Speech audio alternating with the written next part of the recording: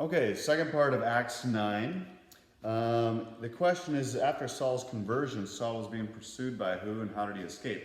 Well, what we can tell for the most part is that he's being pursued by the people that came there with him. The people that came there to persecute the Christians, arrest the Christians, and the followers of Jesus. And then they decide he can't leave through the gates because they go by every gate and there's no other way out of the city other than being lowered outside a window to the outer part of a wall and down through a basket. And must have found somebody who lives in the wall, which is very common, and had a window that looked out, and they lowered him down. So then he heads back to Jerusalem. Okay. When he gets there, there's going to be these people that are upset with him on both sides, meaning the believers, who obviously were upset because he had been going around Jerusalem and around the whole area arresting Christians, and also the people who now are saying, hey, you turned on us. The hardcore Jews who said that these believers of Jesus, are no good. And so he's got to convince the believers, hey, I'm on your side now. And there's a guy that really enfolds him, and that would be Barnabas. And we learn about him later. Just a big-hearted guy. There's a Barnabas Foundation that convinces people to give money from their estate to good causes, things like that. Barnabas, we know, is just a big-hearted guy from the island of Cyprus, and he really vouches for Saul, who later becomes Paul. And then it says, describe what happened with Aeneas and Dorcas.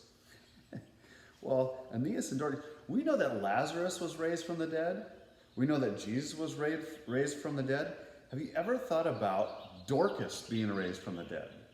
Well, we have this story of Aeneas and Dorcas, and let's read about those guys for a minute, or guy and girl.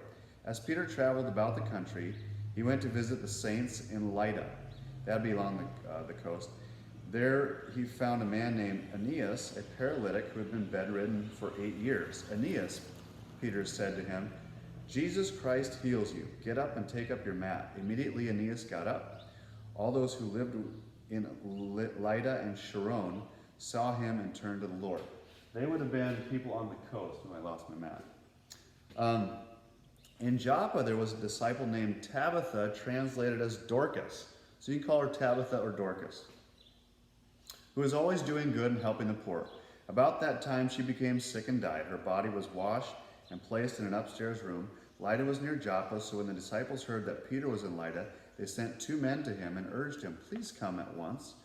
Peter went with them, and when he arrived, he was taken upstairs to the room. All the widows stood around him crying and showing him the robes and other clothing that Dorcas had made while she was still with them.